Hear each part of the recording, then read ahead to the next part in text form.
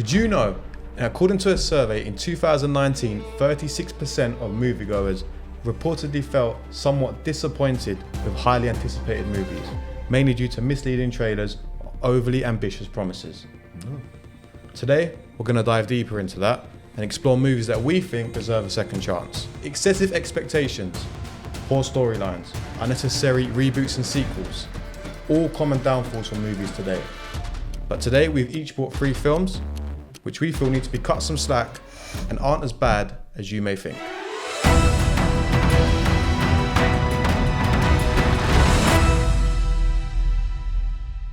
Kicking things off, I've got a very special film, very different film, and a film from one of my favourite directors, and that is Scott Pilgrim versus the World. Okay, so the task was to pick films that would give that reaction. Yeah. I watched it again recently, and it didn't give me that reaction. I saw the artistry in it. Yeah. I saw the clinicalness of it. I saw exactly what Edgar Wright wanted from the film. Not to say it's the best film in the world. There are obviously some major pitfalls with it. Mm-hmm. But for the most part, I think it's a really enjoyable film. Mm-hmm. So to get started on why a lot of people don't like it, and you can give us your opinion on why you don't like it and why you had that quite... Shall I go first? Yeah. Well, yeah, you can actually. I'd rather use case Do you like it as well? I enjoy Scott Pilgrim vs. the World, yeah. Do you want my honest reaction? Go on. It was just too stupid for me. Okay. I like Michael Cera is a king of that. Yeah, comedy. That clueless comedy. Yeah. Chris Evans, good. Yeah. But it just didn't appeal to me. I just thought, what is going on? There was some funny tropes, the sound effects, and the bonkersness of it. Mm-hmm. Yeah. But I just thought it was. But that's stupid. Why I liked it. For the same reason why you hated it, I liked it. Mm-hmm. I'm not watching it trying to get some life advice or whatever. It's like I don't know. It's like a little Canadian film. It gives me that vibe. It's set in Canada. Mm-hmm. It's based off of, I believe, a comic. They made an animated series. Yeah, so there's a whole lore about this. So I don't want to. I don't know too much about it. I don't want to step on any toes. But what I would say is, I think the creator of the actual show or the comic had heavy involvement and worked a lot with Edgar to get it exactly how it was and how it needed to be. So it's quite an accurate representation of what it is. Mm-hmm. Obviously, you had that smash cast. You had Chris Evans, Anna Kendrick, Michael Cera. Anna Kendrick's in it. Kieran Culkin's in it. Brie Larson. Yeah. Like, you got some major actors in there. Cool. I'll go through some of the lists that why people don't like it. Go on. Narrow target audience. So that's what you're talking about. The kind of geeky comic book mainstream. I don't think. Look, if you saw that on a poster and your parents wouldn't want to go watch that. No. It's a very small group of people. We had a kid when we were studying A-level film. There was someone in my class, and he always had on him the DVD for Scott Pilgrim versus the World. Just like for whenever, because there would be the odd time where we'd be like, let's watch a film in class. What, he'll bring that with him? He'll always have it ready. No, that's ready crazy. to push you forward. Whenever there was questions about your favorite film, or we have to do a task about a film, write a piece on a film. Scott Pilgrim vs. the World. Yeah, I was like, insane. What's going on? That's insane. Like, cool, I get the... If he's watching this, he knows who he is as well. Yeah. The thing is, I think it cultivates that super fanness in people. Yeah. It creates that whole different world that you can just watch and escape into. Mm-hmm. So yeah, definitely a narrow target audience. Another one was the competition that year. So things that come out this year, like the Expendables. What year is this? 2010. Okay. So... yeah, two very different audiences, and I can say confidently, for the most part, I think a lot of people are going to pick the Expendables. Mm-hmm. Having said all of this, it actually has done a U-turn in recent years. Yeah. Like within the last 10 years, or maybe 5 years, it's kind of cultivated a more of a fan base cult to film. Following sort of thing. Yeah. Definitely, it's going down as maybe not so much of a bad film anymore, and it's going down as a cult classic. Yeah. So it's funny how the tide can change later. I feel like that happens a lot though. It does. And it does happen a lot with Edgar Wright's films. Do you think? Well, I mean, Shaun of the Dead is quite a cult We weren't really classic. around to know how them films are received. But I can imagine some people were a bit confused by the comedy and horror aspect, the mix up of genres. Yeah. But literally, like Fight Club was so divisive when it came out. Yeah. And now people, depending on who you ask, regard it as a classic. Mm-hmm. So yeah, not bad. I like that shout. Yeah, different, but yeah, So Scott how Pilgrim. much do you like it? Okay, that's a good question. That's a good question. That's a good question. Let's see my letterbox. Let's see what I've put it on letterbox. Go on. I think I've given it like. What's your letterbox? I haven't given it more than a 2. Okay, 3. You're giving That's it alright. 3. Okay. Yeah, I think what did it for me is the ending was a bit weak. Yeah. I think it started very strong. It started, but then it got a bit more stupid as it went up, and as Bit too much for a you. bit too much. It kind of crossed the line towards the end. But I think the character building with the storyline, he's going out with a schoolgirl or whatever, Chinese schoolgirl. They keep pushing that forward, Yeah. and then they're in a band, and then they're battling. That's all cool, but then it tips off the edge. Yeah. I like Scott Pilgrim vs. the World. Yeah. I enjoyed the film, but yeah, I want that. But I feel like you're into that culture though. Yeah. I'd say You're so. into that culture, But like and then kind it's of also comic like the book. edit. Yeah, the edit as well. There's a lot of things within. And you brought up a key point there that I didn't mention at all during this is the uniqueness of the this edit, editing, yeah. of the cinematography, of the way things are spliced. even like the cue of physical lighting in the scene cutting off, transitioning to black and going into a new scene. The one scene I remember is when he jumps out that tiny window, yeah, Yeah. and there's that funny sound effect. yeah, But I feel like I didn't watch this film until probably 5-6 years ago. So maybe that's why my first viewing was skewed. yeah. But like, so did you guys watch this when it first came out? No, I only watched this recently. I didn't watch it recently, but I didn't understand it when I watched it initially. Okay. It's grown on me as I watched Yeah, it more. The that's more fair. I watched it, the better it's becoming. It's like How high up fine- on the Edgar Wright rankings? Ooh. Surely it's not high. Nah. I don't think it's obviously beating the Cornetto trilogy, them 3 movies. Not better than World's End? No, No. Baby Driver? No. no, different sort of film. Last Night in Soho? I think it's better than Last Night in It Soho. probably is. I don't Yeah. really like Last Night in Soho. Yeah. Okay. Cool. And we actually did see Edgar Wright the other day. We might insert a little clip over the top of this now, but Yeah. that was a great experience. It was the re-release, the 20-year anniversary of Shaun of the Dead. We got to see Edgar Wright, kind of a little Tell them, Q&A. tell them what we did before that. Oh, and before that we watched Megalopolis. So on the same day. and I think Hours that's before. why my I wouldn't say hatred, but my dislike to Megalopolis, grew. it didn't grow, it exploded. when I came my out of days. when I came out of Shaun of the Dead, I really thought, wow, Chalk and from cheese. one Yeah. terrible experience to an amazing experience. Yeah. But yeah, It's the part, I the think that just proves how good Shaun of the Dead is made. polar opposite indeed. But yeah, that was my first one. So Cool. Do you want to throw us into your one, Aaron? Go on. I don't know if to start serious or start. Alright, I'm gonna go along the same path as you, Ty. Okay. Okay. So I'm gonna go with Shark Tale. Okay. So this film, it only got 36% on Rotten Tomatoes. Some of the common complaints are that it's empty. Mm-hmm. The comedy doesn't land. The jokes are dry. The animation isn't even that great. Mm-hmm. And it also had the fact that, like you mentioned, the release year, it was following Shrek. DreamWorks is probably their biggest project. yeah, Mm-hmm. So it was always going to be hard. it got outshined. Yeah. But I love Shark Tale. Yeah. How do you guys feel about it, firstly? I've not seen it. Okay, that's That's a criminal yeah, offense. that's a criminal offense. I have seen it. I've seen it a lot, but I haven't seen it within the last, I don't know, 10 years.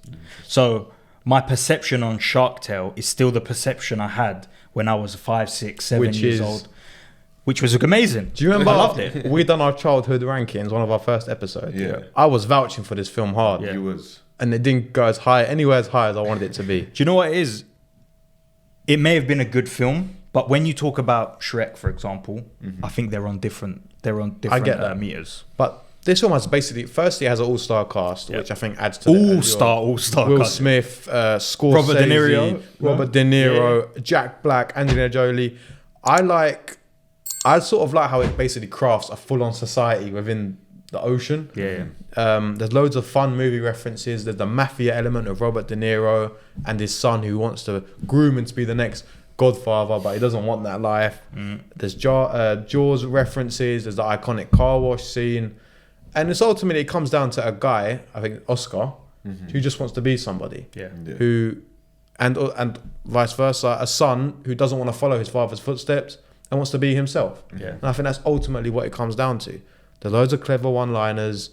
And if you watch it as an adult, which if you watched it today, Ty, you would pick up on a lot of Things that one-liners, subtle jokes, like just little tropes here Yeah. and there where it's like ironic comedy. And it's a lot more sophisticated than probably we thought as children. Yeah. So yeah, I feel like a lot of people are hard on this film, maybe because of what they're comparing it to. The animation thing, I think that's not a massive deal to me, as long as it's watchable. And the thing is, with them stories, it's a kid's film. The story needs to be about hope. And you're somewhere here, but look, you can be somewhere else if you want to be.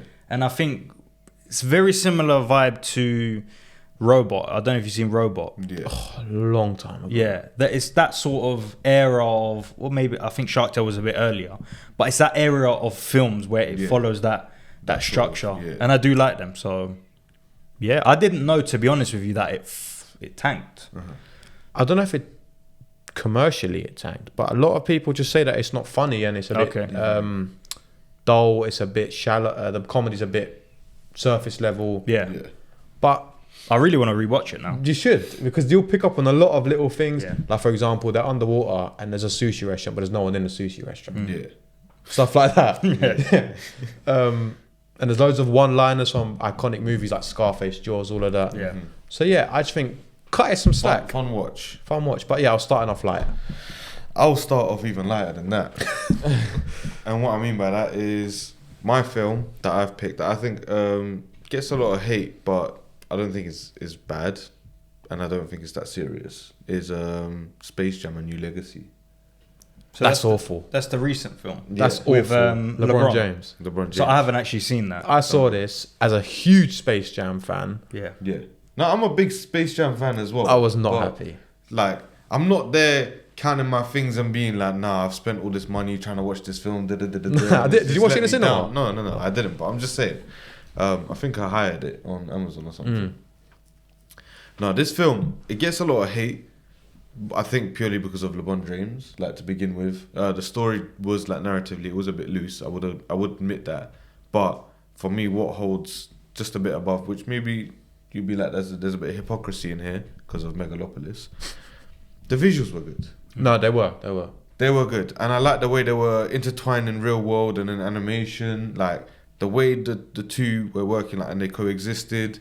I thought the whole story with the son trying to come up and beat his dad, that was a whole... That's why I draw the line. That was a bit corny for me. That's my biggest issue with the film. Really? Yeah. Like, for me, like, obviously, yeah, I see that's corny, but a lot of people don't think this film is great, and I'm on the latter. I don't really care too much about it to be Is like... it better than the first one?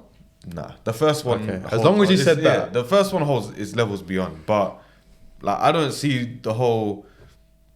I can see why people are passionate, but for me, it's just like, yeah, it's what it is. I don't know. I'm curious they went back to that sort of style. Why are you? Yeah, I am.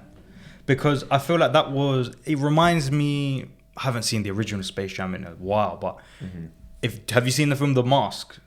Yeah, Jim Carrey. Yeah, as a kid. Yeah, it gives me that sort of era of comedy and celebrity. And Do you remember the Brendan Fraser Looney Tunes one? Does it ring a bell? It rings a bell for me, but I haven't obviously gone back and watched it. No, he done a Looney Tunes film as well. What was that? It was something like there was bits in Paris and they were doing the Louvre or something. Kind of and there's something. a flying car. It's It rings a bell. not Donald. What's the duck? Donald the Duck. No, not the black one with the yellow beak. Who can't talk. I know who you're on about. Bugs Bunny's mate. Yeah. I don't know what his name is. But anyway, touching on Space Jam. Yeah. The first one is a classic to me. Like, being a basketball fan and that world, it's good. The story's organic, and it's obviously like Michael Jordan's in this. Yeah. The second one, I feel like the second one was set up. It was never going to be. It was set up to fail, basically. Yeah. But the animation was good. Visually, it was stunning. LeBron James, obviously, he's not an actor. No. They cast the perfect person. The supporting cast was good. If you're a basketball fan, you would appreciate the people that were in there. They even threw in WNBA players, give them more representation. But the story, like you said, the angle with the son playing a game and doesn't want to follow his dad's footsteps and being a basketball player, just wants to make video games. And then Don Cheadle's along for the ride, and he's the ultimate bad guy. I felt like when you compare that story with the first one, with Michael Jordan getting stuck, and the only way to get back is to win this basketball game. Bit more on the line. More like, it's a bit more like, it's just, the other one felt so mechanical. Yeah. And so, I would say the same. not organic. So watch or not to watch? I haven't seen it. Is it worth my time? If you're not a fan of I wouldn't say so. if you're not a fan of Looney Tunes, you're not a fan of LeBron James, you're not a fan of basketball, there's nothing there for you. Okay. Interesting. Yeah. So I agree to an extent, as in visually it's amazing, but that's as far as I go with it. Fair enough. But love LeBron James. Disclaimer. Cool. Back to me. Back to you, yeah. Cool. So first one was Scott Pilgrim vs. the World. Second one, I went back and forward with this, but it's Tenet. I've got that on my list as well. Okay. So I was very excited for Tenet.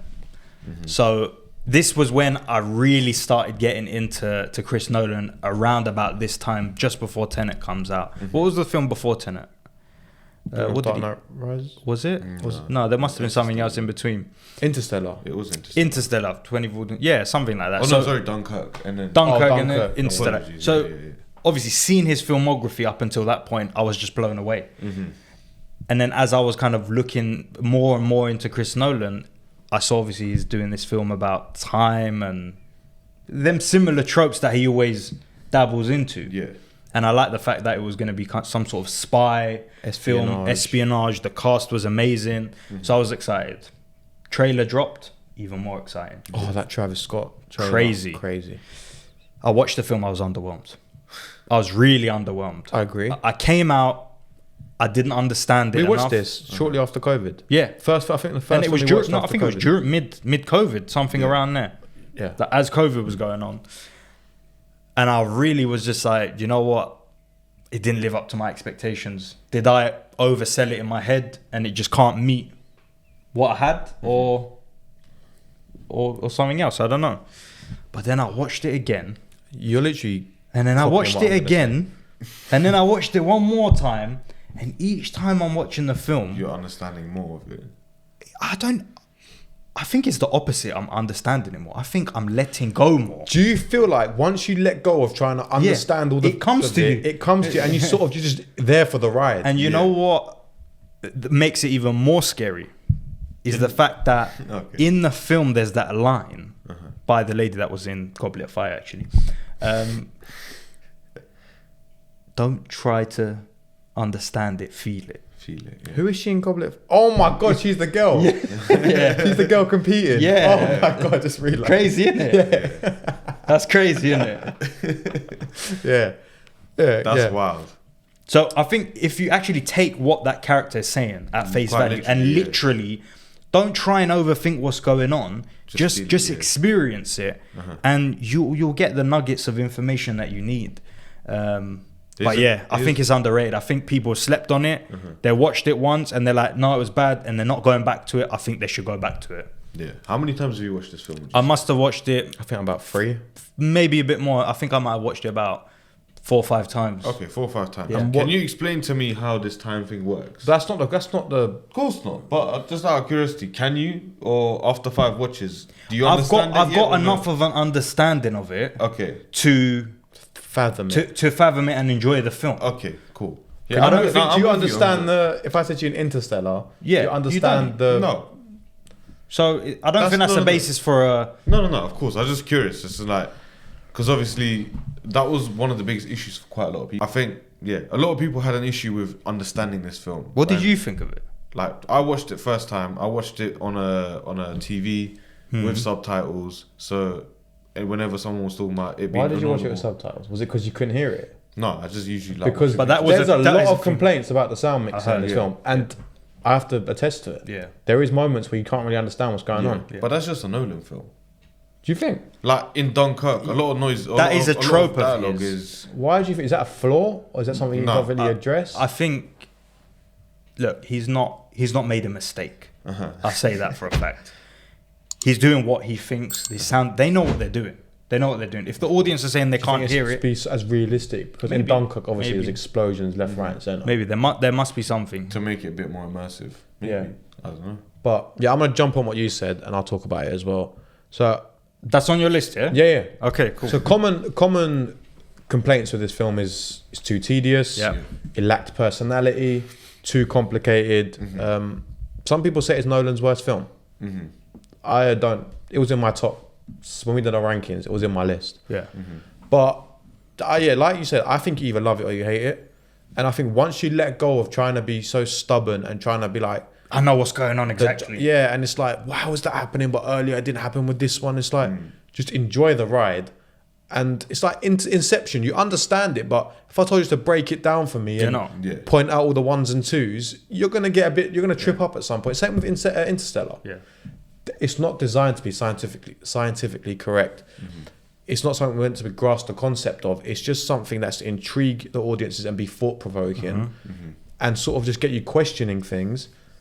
But ultimately, you're there for the amazing visuals, the plane, the plane scene with the crash the real plane. When you watch it, it allows you for second time, third time viewing. Oh yeah, and getting different experiences. Doubt, yeah. When there's more detail in something that you don't pick up first time, I don't see that as a bad thing. I see that as a good thing. Because when I go back and watch it, I'm gonna see the film from a completely different angle and get that little nugget of information. And be like, and that's a common theme because you've got Mementos like that. They're all like that.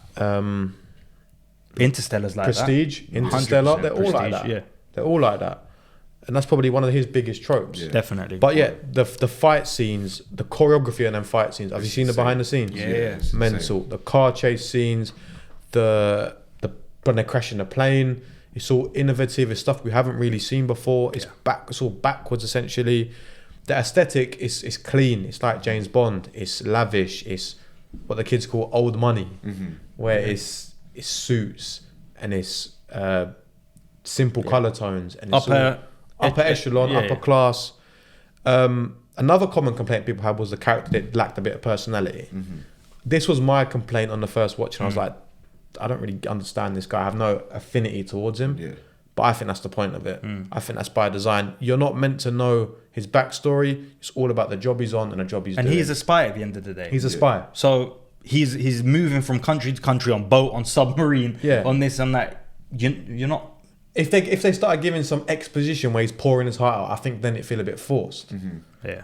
But I like the stoicism of him. He's there to do a job, doesn't get too close to anyone, just does his things. And yeah, the sound mixing obviously is a problem. But yeah, I think it is a really good film.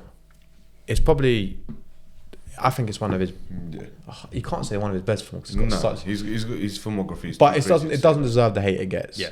I would say. No, I'm with you on the same page on that. Like, I think Tenet is such a, it's a wonderful film.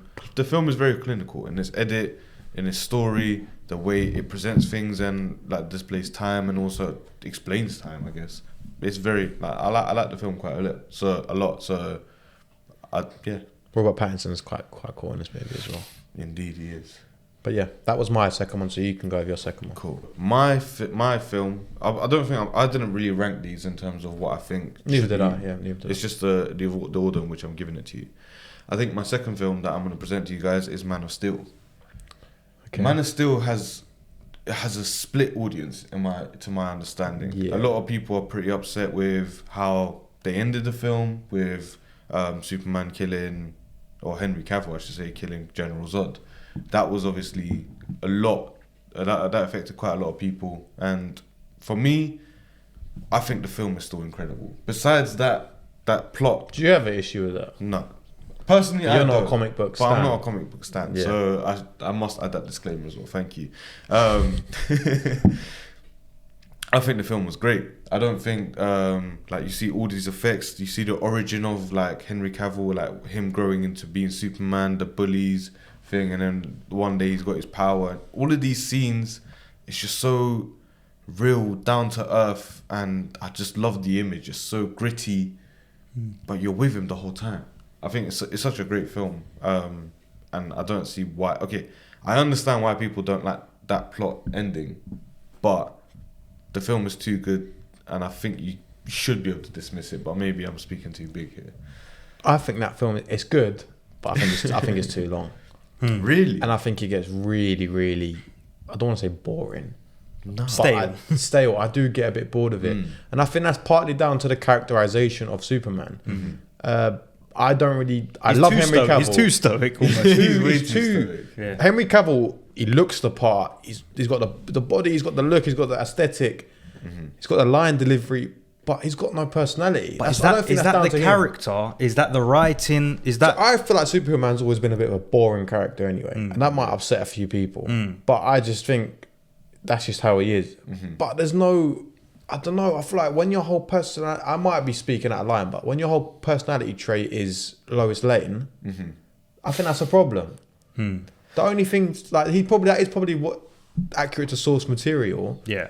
But I just feel like I had no connection with Superman. And that's where probably my biggest problem is. I just felt a bit disconnected and a bit bored from it. Yeah.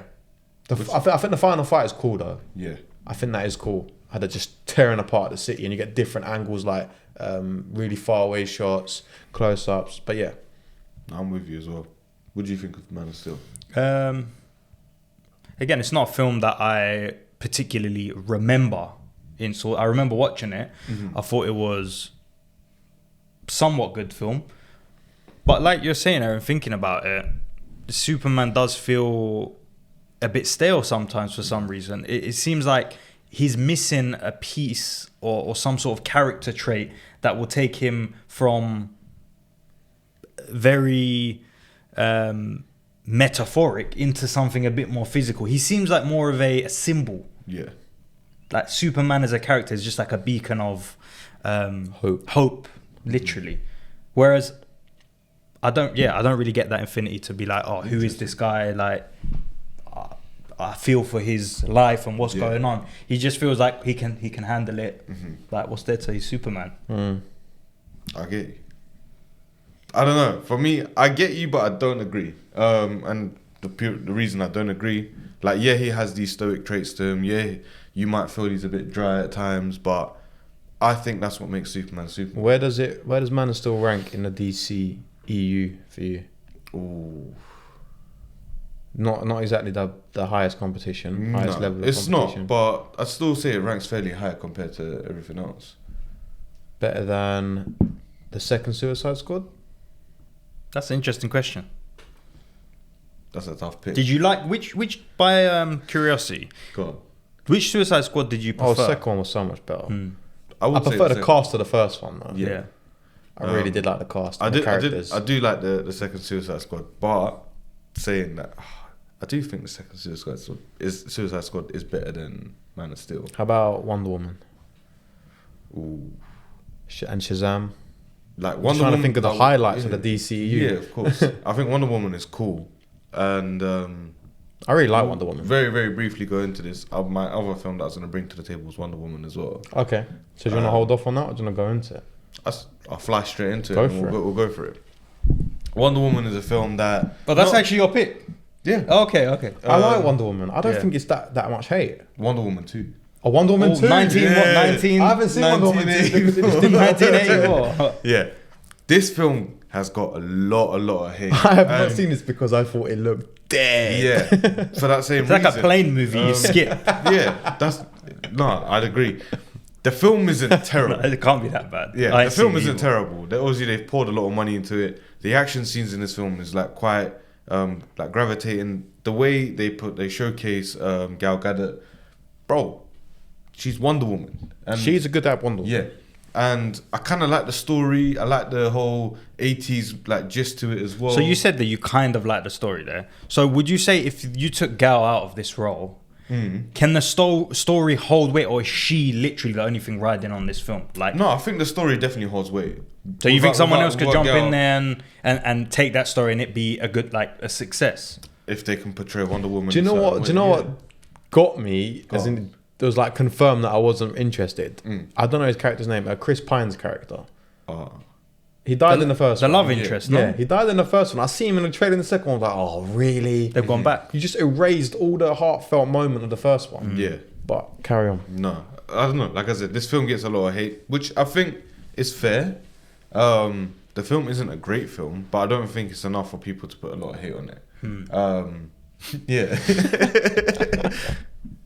Have you seen the second? You haven't. I haven't seen the second one, but the first one I really like the first one. It's like No, the the World first- War II element, Yeah. World War One element. I thought it was really cool. Do you know what I liked a lot about the first one? It's the origin of her coming out of the island and then back into like civilization. real world. Amazonia. You're from Amazonia, yeah. But yeah, the second one, a lot of hate. I think it's not a terrible film, but I also don't think it's the best film of all time. But I don't. Is it better than the first one? No. Is it better than Man of Steel? No. Okay. All right. No. I'm gonna give my next one because my next one's Batman v Superman: Dawn of Okay. Justice. Okay, that was gonna be on mine. I'll carry on the DC trend, which makes me think maybe the DC EU wasn't as bad as before. But this film gets a lot of hate. A lot of hate. Yeah. 29% of Rotten Tomatoes. I'll list off some of the issues people have. There's a long list. So people aren't happy with Ben Affleck. They said that he got forced into the story to sort of compete with the Marvel and the Civil War that was going on there. Pacing issues. People say it was too long. Arguable.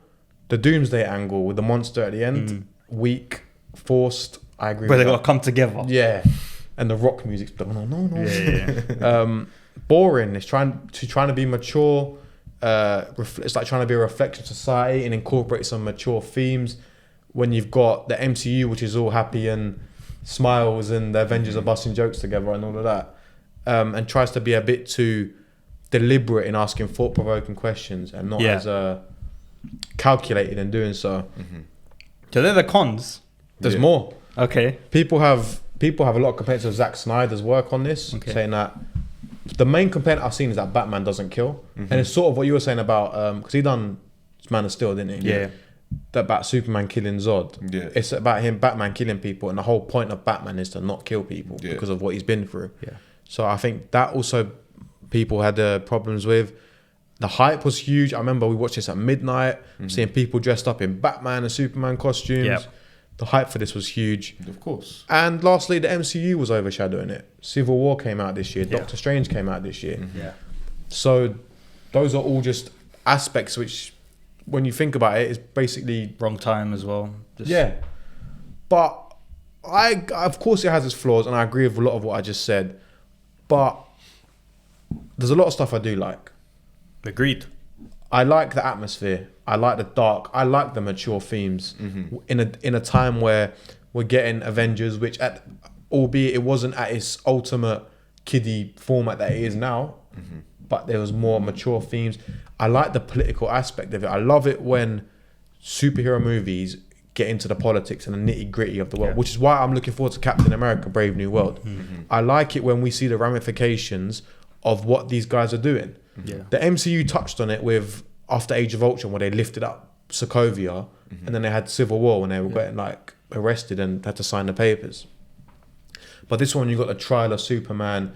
It's about the questions about just because someone wields that sort of power, do they deserve to have autonomy over us? I like that it sort of dares to try and do something like that. There's a lot of stuff I didn't like in terms of that as well. The Lex Luthor angle, I love Jesse Eisenberg, but that bit didn't land. The Doomsday thing I didn't like. I thought that was forced. It was weak. Their team up at the end, just because he said the name Martha.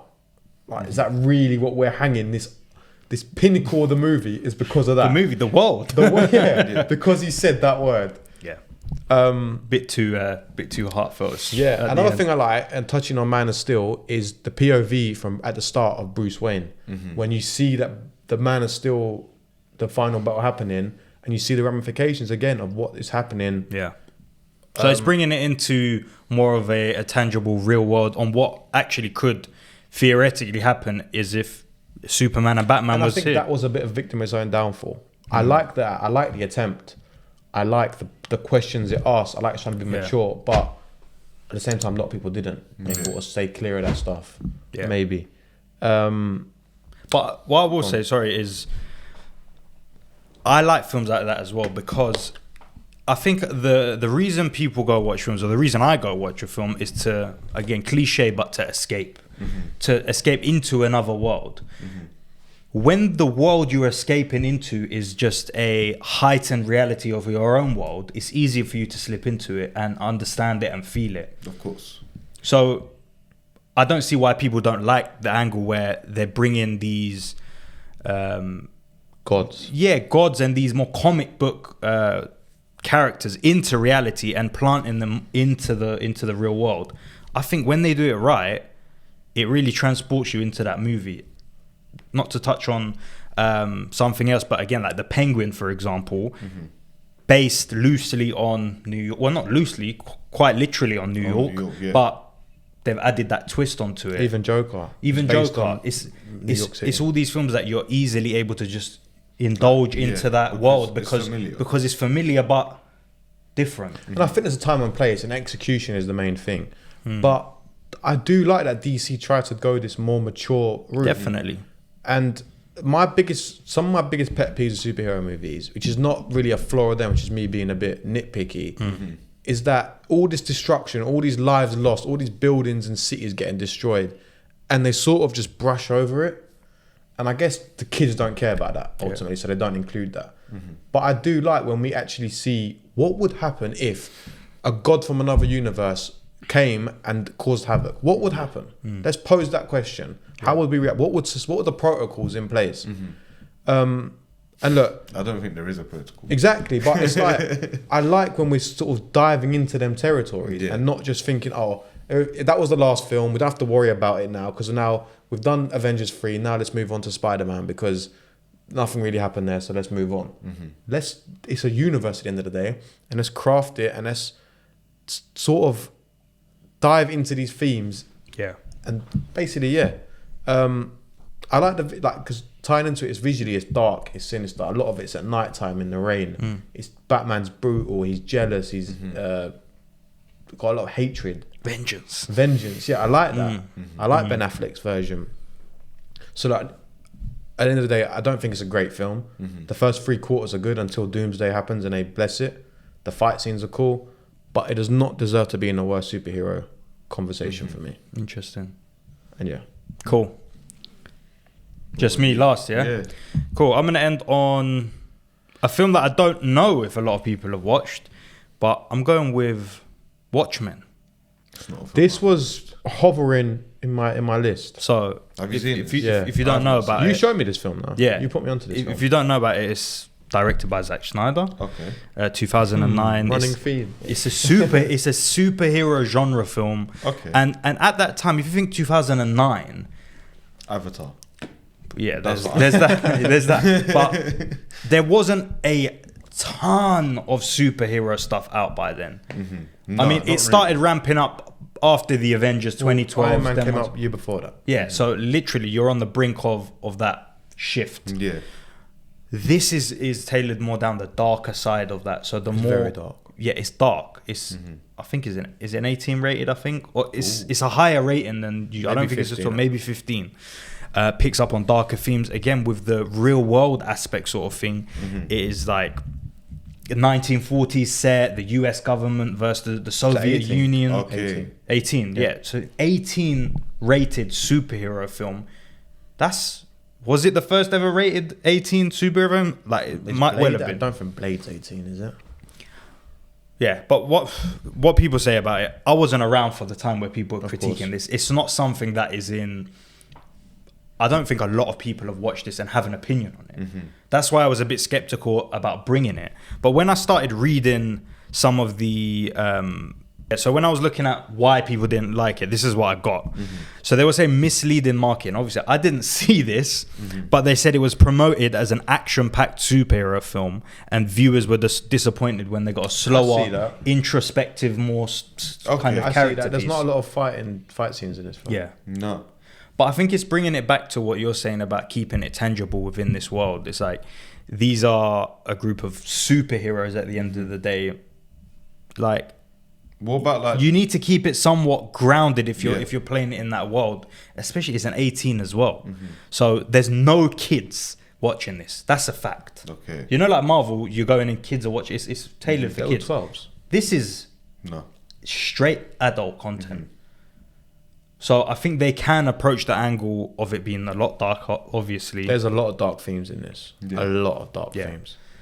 it's not on the because you haven't watched it. It's not on the side of necessarily like The Boys, Mm-hmm. but there are some aspects of kind of where they take bits and bobs. Oh, they just kind of go full thing. It does go a bit. Straight to the wall. Yeah, it does go a Okay. bit crazy It's sometimes. not as like I'd say The Boys is a lot more comedic. Yeah, in its- 100% in its, execution. A lot more Definitely. light-hearted compared Yeah. to what this Yeah. is. Okay. This is a bit more, droopy, like Yeah. a bit more serious. You're starting to paint the picture. Yeah. If you get a chance, definitely go watch it. It's People a didn't bit- like it's the a bit style long. as well. It's a bit long as well. What's the thing about this? Is like, you know how you said it doesn't have a lot of like fight scenes. Yeah. Thing. Is it like when you do come across these fight scenes, are they grand? Are they? What I will say is, Is it enough for the film to be like, okay, you know what? Fair enough. for me, it does what it needs to do because Okay. Zack Snyder, like, if you didn't know, he started off doing.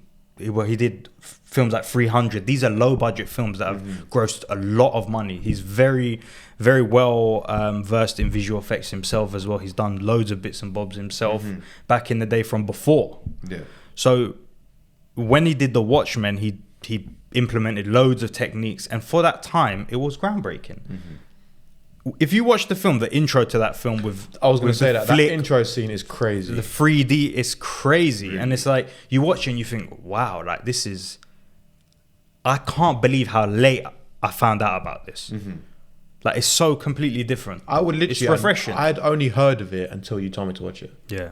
So you had, to be honest, up until today, I didn't even know this film existed. Let me show So- you. Let me just show you a visual of it, just for you to get an understanding.